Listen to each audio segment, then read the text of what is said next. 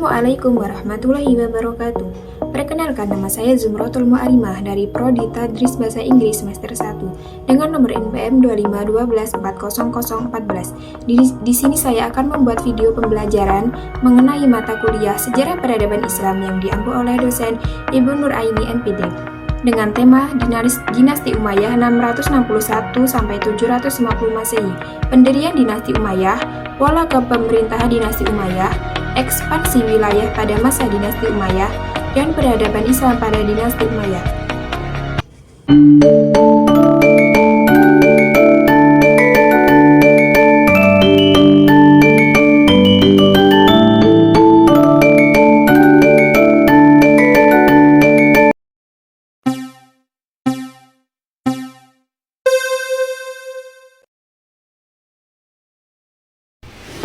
Masa Dinasti Umayyah 661 Masehi sampai 750 Masehi. 1. Pendirian Dinasti Umayyah.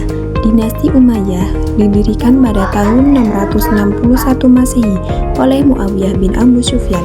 Setelah berakhirnya masa Khulafaur Rasyidin, Muawiyah berasal dari Bani Umayyah, salah satu kabilah Quraisy di Mekah. Ia menjadikan Damaskus sebagai ibu kota pemerintahan. Sistem pemerintahannya berubah dari khalifah yang dipimpin menjadi kerajaan atau turun-menurun.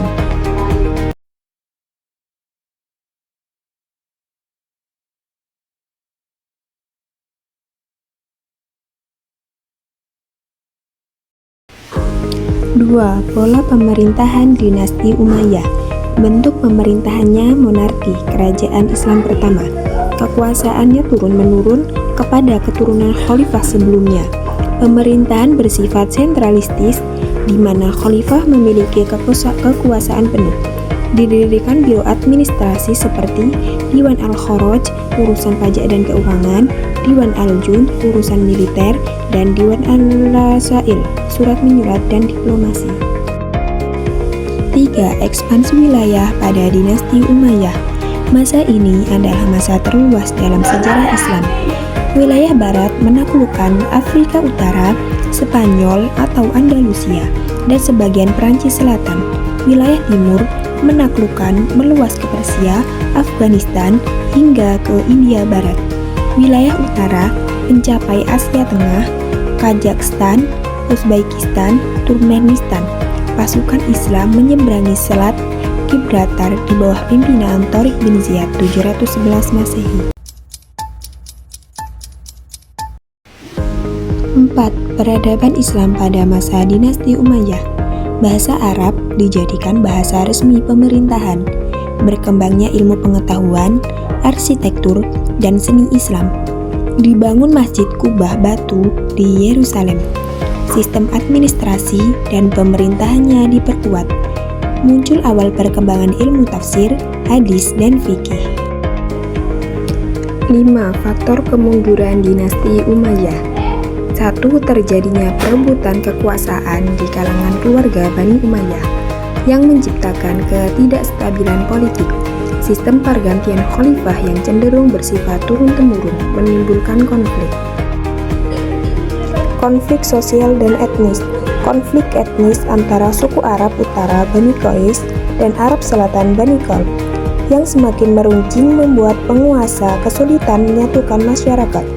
Munculnya ketidakpuasan di kalangan Mawali non-Arab karena perlakuan yang dianggap tidak setara. Kemunduran ekonomi dan keuangan. Kampanye militer yang mahal, seperti upaya penaklukan Konstantinopel, menghabiskan banyak pendapatan negara dan menyebabkan kerugian besar. Seiring meningkatnya kekayaan, terjadi gaya hidup berfoya-foya di kalangan penguasa dan elit. Pemberontakan dan perlawanan. Pemberontakan terutama dari keturunan Abbasiyah membuat khalifah terakhir, Marwan bin Muhammad, kewalahan dan harus menghabiskan seluruh masa pemerintahannya untuk memadamkan pemberontakan tersebut. Kelemahan kepemimpinan. Banyak khalifah yang dianggap lalai dalam menjalankan pemerintahan dan seringkali disibukkan dengan masalah internal daripada memikirkan kemajuan negara dengan secara keseluruhan. Akhir dari kekuasaan Dinasti Umayyah adalah Kemunduran ini dimanfaatkan oleh Bani Abbasiyah yang akhirnya berhasil menggulingkan dinasti Umayyah melalui revolusi Abbasiyah.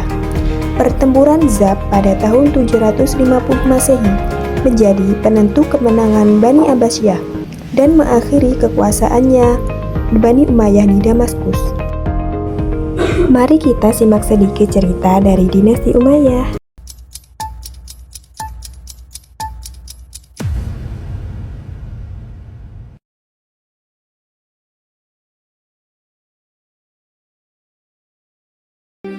Dinasti Bani Umayyah mengalami masa kemunduran, ditandai dengan melemahnya sistem politik dan kekuasaan karena banyak persoalan yang dihadapi para penguasa dinasti ini.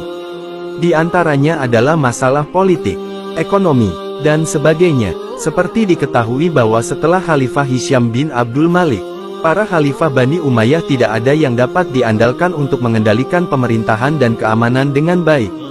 Selain itu mereka juga tidak dapat mengatasi pemberontakan di dalam negeri secara tuntas. Bahkan mereka tidak mampu lagi menjaga keutuhan dan persatuan di kalangan keluarga Bani Umayyah sehingga sering terjadi pertikaian di dalam rumah tangga istana. Penyebabnya adalah perebutan kekuasaan, siapa yang akan menggantikan kedudukan khalifah dan seterusnya. Setelah sekian lama mengalami masa-masa kemunduran, akhirnya dinasti Umayyah benar-benar mengalami kehancuran atau keruntuhan. Keruntuhan ini terjadi pada masa pemerintahan Marwan bin Muhammad setelah memerintah lebih kurang 46 tahun. 744 sampai 750 Masehi. Dalam peristiwa itu, salah seorang pewaris tahta kekhalifahan Umayyah, yaitu Abdurrahman yang baru berusia 20 tahun, berhasil melarikan diri ke daratan Spanyol. Tokoh inilah yang kemudian berhasil menyusun kembali kekuatan Bani Umayyah di seberang lautan yaitu di Keamiran Cordova. Di sana dia berhasil mengembalikan kejayaan kekhalifahan Umayyah dengan nama Kekhalifahan Andalusia. Ada juga beberapa faktor yang menyebabkan dinasti Bani Umayyah lemah dan membawanya pada kehancuran. Faktor-faktor itu ialah: 1. Sistem penggantian khalifah melalui garis keturunan adalah sesuatu yang baru bagi tradisi Arab yang lebih menekankan aspek senioritas. Pengaturannya tidak jelas. Ketidakjelasan sistem pergantian khalifah ini menyebabkan terjadinya persaingan yang tidak sehat di kalangan anggota keluarga istana. 2. Latar belakang terbentuknya dinasti Umayyah tidak bisa dipisahkan dari konflik-konflik politik yang terjadi di masa Ali. 3. Pada masa Bani Umayyah, pertentangan etnis antara suku Arabia, Bani Qais, dan Arabia Selatan, Bani Kal, yang sudah ada sejak zaman sebelum Islam makin meruncing. 4. Lemahnya pemerintahan Daulat Bani Umayyah juga disebabkan oleh sikap hidup mewah di lingkungan istana sehingga anak-anak khalifah tidak sanggup memikul beban berat kenegaraan tatkala mereka mewarisi kekuasaan. 5. Penyebab tergulingnya kekuasaan dinasti Bani Umayyah ini adalah munculnya kekuatan yang dipelopori oleh keturunan Al-Abbas ibn Abd al-Muttalib. Demikian ulasan kami dan semoga bermanfaat. Terima kasih.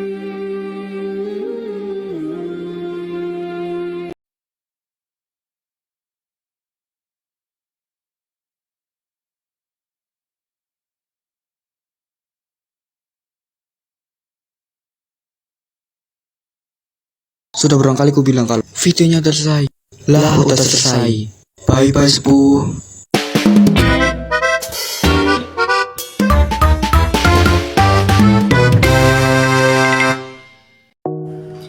Baiklah, itu saja yang dapat saya sampaikan. Saya akhiri, wallahul muwaffiq ila aqwamit thoriq. Wassalamualaikum warahmatullahi wabarakatuh.